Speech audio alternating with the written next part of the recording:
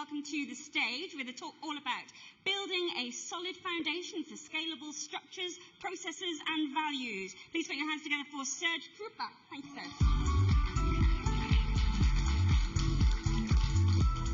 Good afternoon, everyone. I'm truly delighted to be here. I participated in the last CTO CraftCon in May.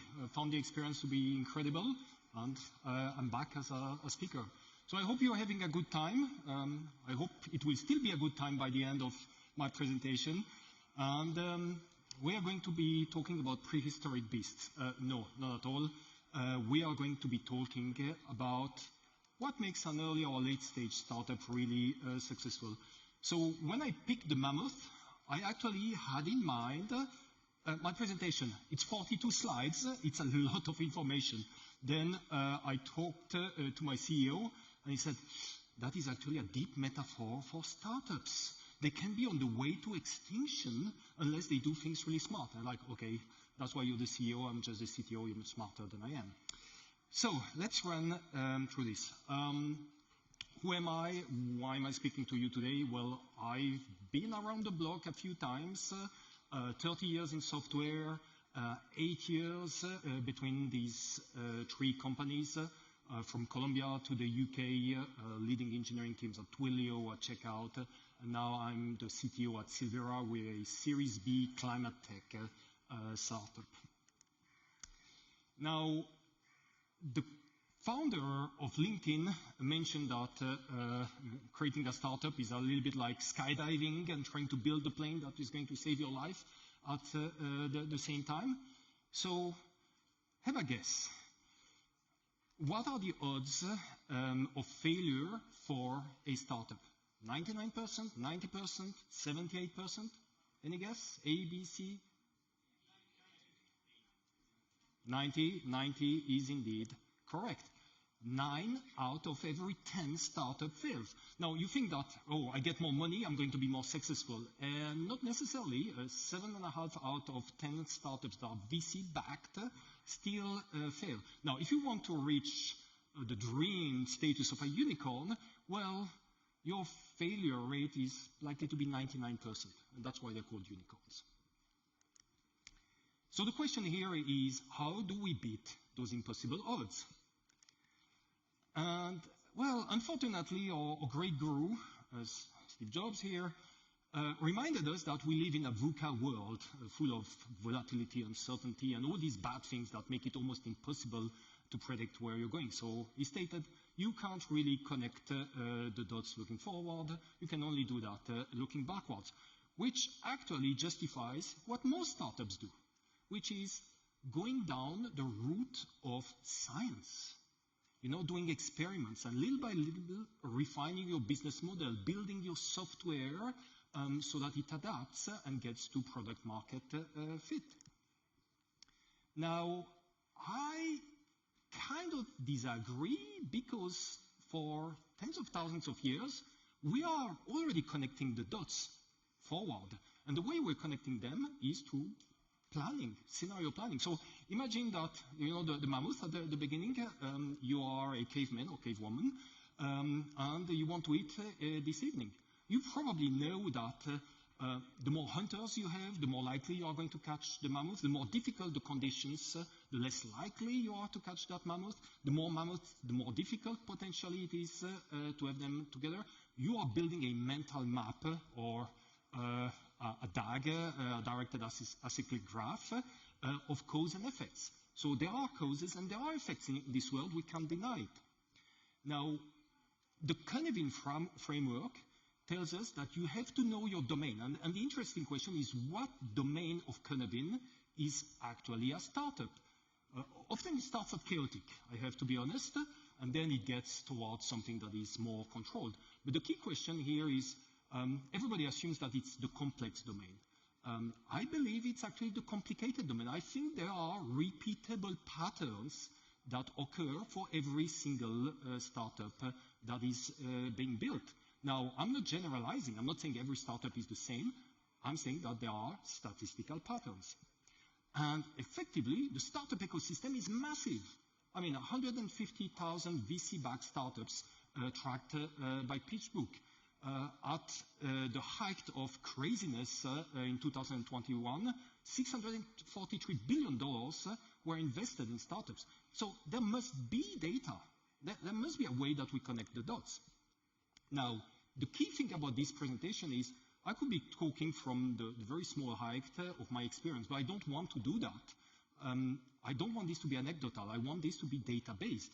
So I actually base my entire presentation on books that probably many of you have read, such as Accelerate, studies like the Startup Genome study on premature scaling. Things like, and I highly recommend it if you haven't read it yet, the State of DevOps report for 2023. If you want a recipe book of what you should be doing as a CTO in terms of tech, that's a great, great source of information.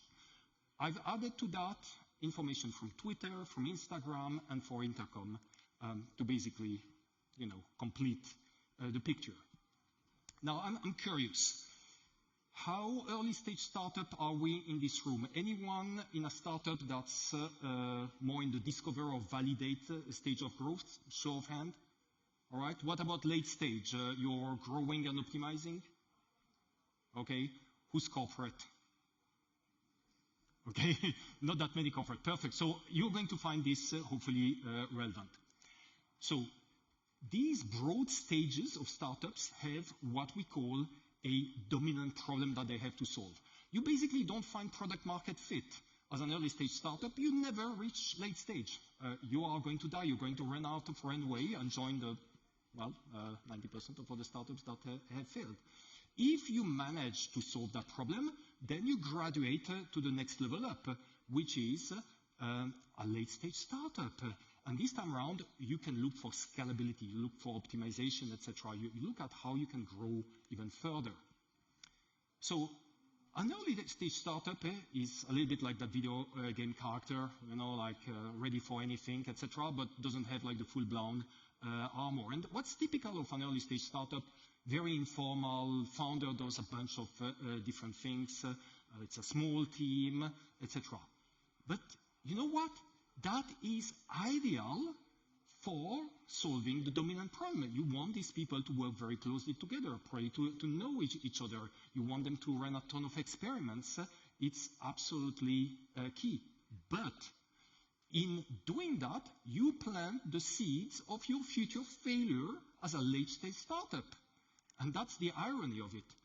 Now, let's imagine you're an early-stage startup. You start growing. When do you detect that, okay, it's time to scale? Because scaling too early is not that great. We'll see that in a few slides. So things like your founder starts being the bottleneck because he or she has their fingers in absolutely everything. People run around like headless chicken trying to put out fires all the time. Everything is breaking all the time. Now, these are the type of factors or signals that show you, well, it is probably time to scale. What happens if you delay scaling? Well, pretty bad things. Yeah, you are not going to cross that chasm. You're going to fall, and you're going to be part of history and the statistics, and you don't want that. So you want to graduate and become a late-stage startup. So you've solved this initial set of problems. Your dominant problem has changed into scaling. And you experience like more traffic, you have to build more features, you're going to have to hire more, everything becomes more complex. Your team grows, your founder probably has now a CTO, etc. The world has changed quite a bit. So would it be a good idea to actually scale maybe a little bit earlier? Not really. That Startup Genome study that I mentioned to you looked at more than 3,000 startups. And 70% of the startups that failed, it was because they scaled prematurely. So not scaling is bad, scaling too early is equally bad. So you're kind of stuck there.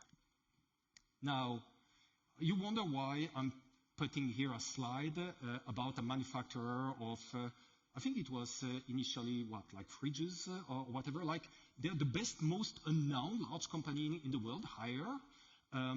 they are made of 4,000 small startups. There is an incredible book by corporate rebels that look at this case, almost like a corporate startup incubator. That gentleman is the CEO of Hire, and he talks about the large company disease. So if you grow too fast and if you don't grow intelligently, what happens? You start losing your efficiency. You start becoming less innovative.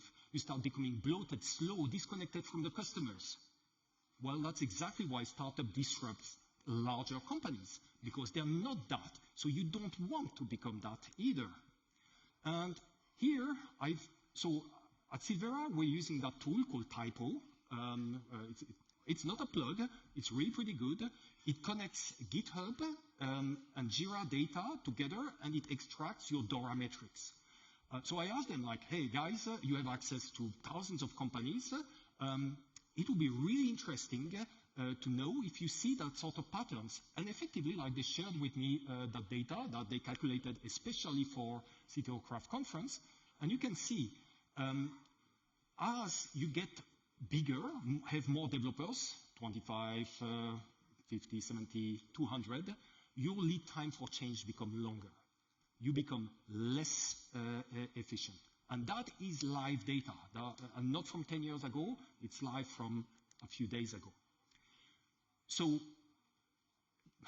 bigger is definitely not better in that case. You look at companies that have been insanely successful. I mean, take the example of WhatsApp. I worked my whole life in telecommunications, and it's just crazy to think they had 50 engineers and 1 billion users. I mean, let's have that sink in for a second. It's nuts. It's absolutely nuts. And they were acquired, can anyone remember, $19 billion or something like that, like more money than the GDP of several countries. And it's not only B2C companies, it's also B2B companies like 37 Signal, Basecamp, Hey, etc., or friends at Linear that are trying to get Jira out of business. So, now, that was a really long introduction to just show you the context. Now, let's look a little bit at what is the meat of the presentation, and hopefully readable. If you look at how this is structured, we are going to look at failure factors, and all those are statistically determined, like that's based on thousands of survey results. So, in red, you have the failure factor, the capability in black. Those solid arrows are mitigations, so capabilities mitigating failure factors, and then you have contributing factors as well. So you remember what is the dominant challenge or problem for an early stage startup? Well, it is getting to product market fit. So how do you get to product market fit? How do you maximize your chance of getting there? You use things like lean product development. That's not me saying that. It's ThoughtWorks, the think tank on software development, with also thousands of startups interviewed. Systematically experiment, be scientific. That's relevant in this case. You track metrics. You want to be accountable. You want to see exactly what you're doing. You want to prioritize delivering customer value. And it is so frequent to see startups that are not doing this. And what you're fighting against is those contributing negative factors. You build the wrong thing. You build nice-to-have features. Because what? Because your developers sit in an ivory tower. They're disconnected from the customer. Now, the counter example, you may fail because you don't solve the dominant problem. You can also fail because you apply premature scaling. So, for example, you are tempted, I am tempted. I failed twice as a CTO, once in Mexico, once in the US. And in both cases, it was pretty much the same. I'm an engineer. Let's build it for scale, like immediately, like millions of users, etc. Well, we had 15 users with the second product that we built, 15. And they were all fake because all they wanted to do is make fake phone calls or phone calls from whatever the countries were to the US. That's it. So I kind of learned my lesson there. So again, metrics, you want to know, you want to have your finger on the pulse of what's happening in your business. Feedback loops, they're incredibly important. And one thing that my CFO will appreciate is you keep financial discipline. Sometimes having too much money is a bad thing. Well, we just raised $57 million, so maybe I shouldn't say that. But it is bad because it means that you become complacent. Like instead of solving a problem intelligently, you just throw money at it. And that's a surefire recipe for failure. So you try also to keep a flatter organization. Why? Because otherwise you're going to have an army of people, and you're probably going to have managers that want to do empire building, and that is also a pattern for failure. You want a team that is as much as possible flexible, full of generalists. So that is absolutely critical. Now, let's assume that you've done all that right, and you've graduated to the next level in the video game. You are a late-stage startup. Well, congratulations, your dominant problem has changed. Like, you're not out of the woods yet. Your developer productivity has fallen to the ground. Oh, horrible. Well, why has that happened? Maybe your developers have a bunch of handovers. And of course, all those nice DORA metrics, they go to the floor, and everybody gets frustrated, and then you hear your CEO saying, ROI, and you think, oh my God, what's going to happen? You really, again, you don't want that. So what do you implement? You have to implement lean management. Well, you need competent managers. And that's connecting to the theme of the conference. You want a good, solid culture, like a Westrum generative culture. That's from Accelerate, straight off the book. You want end-to-end ownership, incredibly important. You want that feedback loop. You want your developers to hurt if the customer is not happy. You want them to hurt if there are bugs. You want them actually on PagerDuty at 3 in the morning, because believe me, they are going to fix those bugs. They are going to build the software more scalably. And part of the reason that the developers are starting to slow down is because all those corners that you've cut earlier on, well, they come back to haunt you. They're tech debt all of a sudden. And that tech debt, you start to have to pay it off.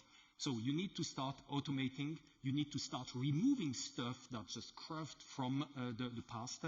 And most importantly, you feed your teams that are being helped by the product managers. Well, you have to turn them into stable product teams with an engineering manager and a product manager.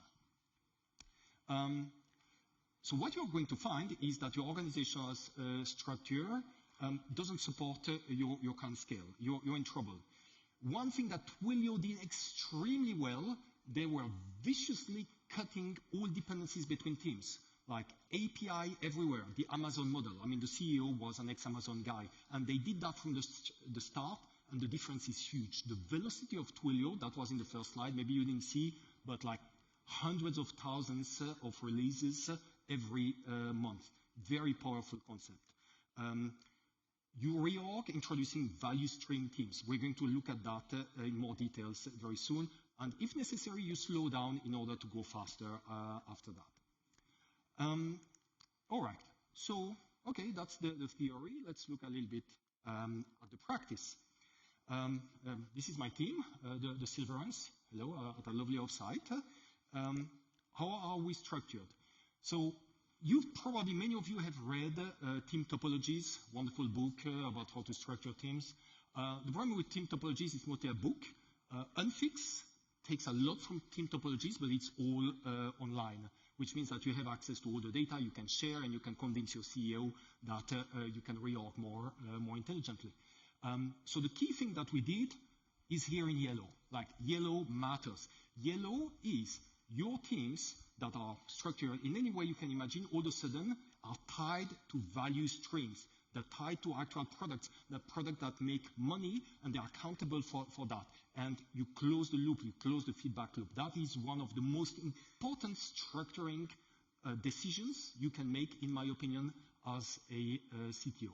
And you start platforming, but don't platform too early, because that is premature scaling. You don't want either. Now, we are structured as a data mesh company. So what you saw before were our data producer, like the more science R&D teams, the guys and girls that go to the jungle, collect point clouds, and vectorize them, and apply ML to get inferences about carbon offsets. This is more like the data consumers at Sylvera. But you see the same sort of structure. value stream teams. But this time, they produce applications. The previous teams, what they produced were data, headless data, into a data lake, into a data mesh.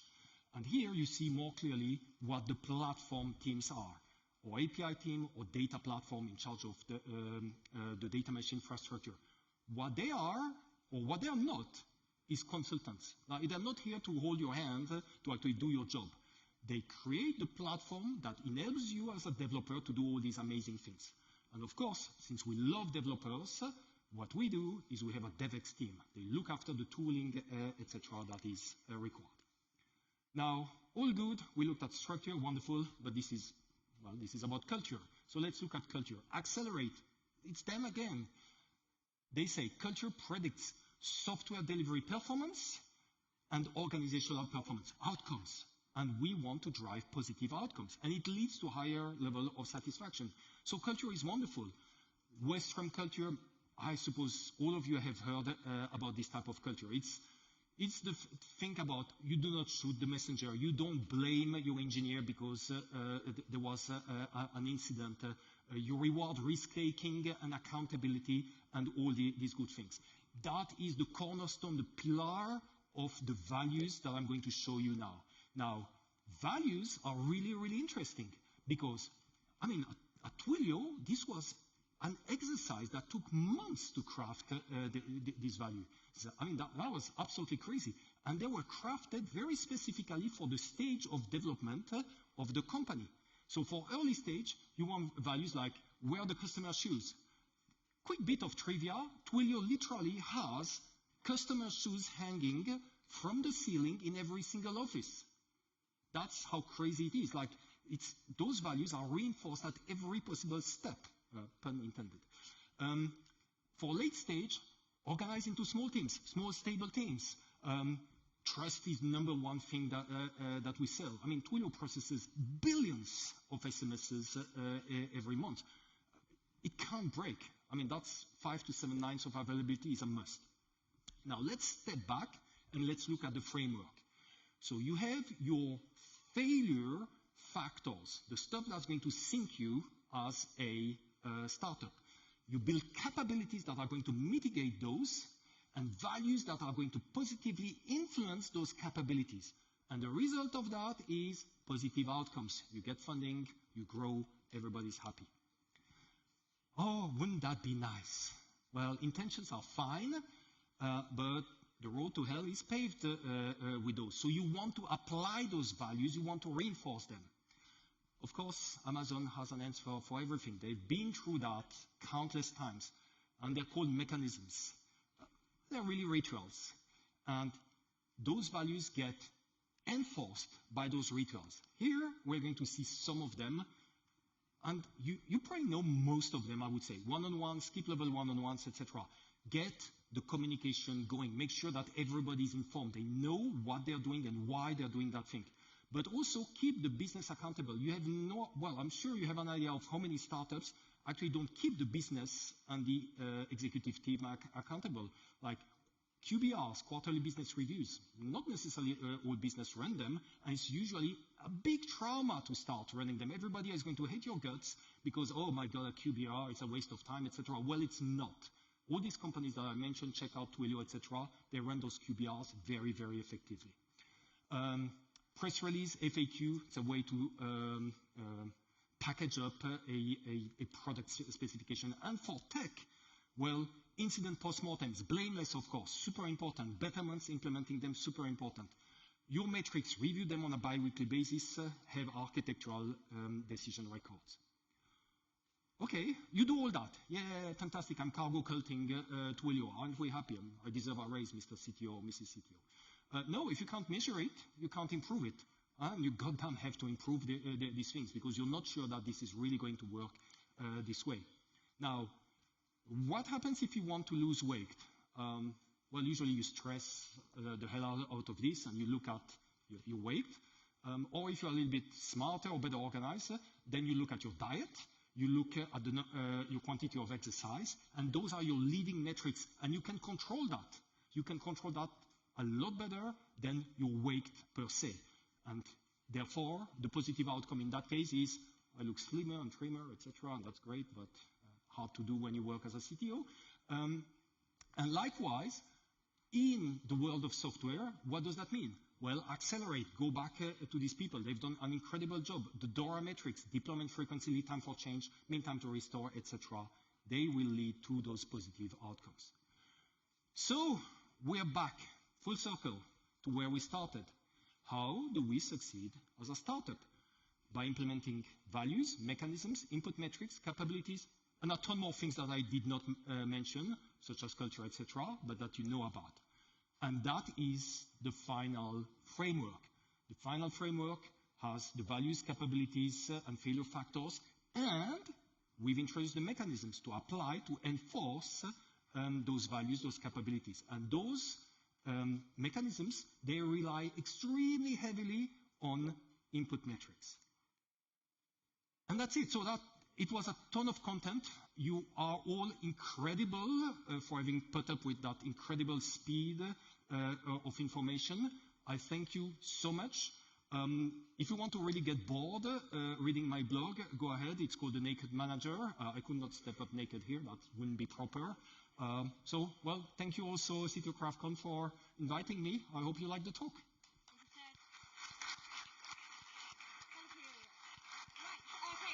Do have time for probably one question before we move on. So right at the top, how do you convince developers in an early stage startup to not build for scale, aka to do things properly?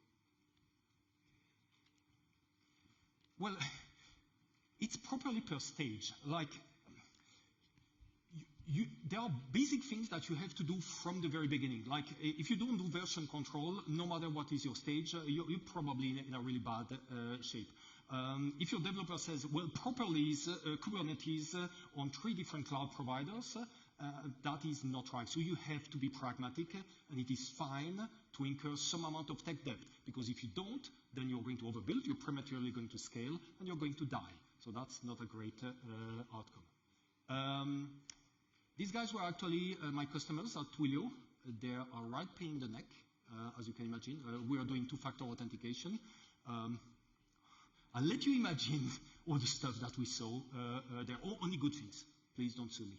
No, I'm not that person. You don't have a twin brother then? No. No, okay. No, right, thank you very much, Serge. All right, it's a pleasure. Thank you.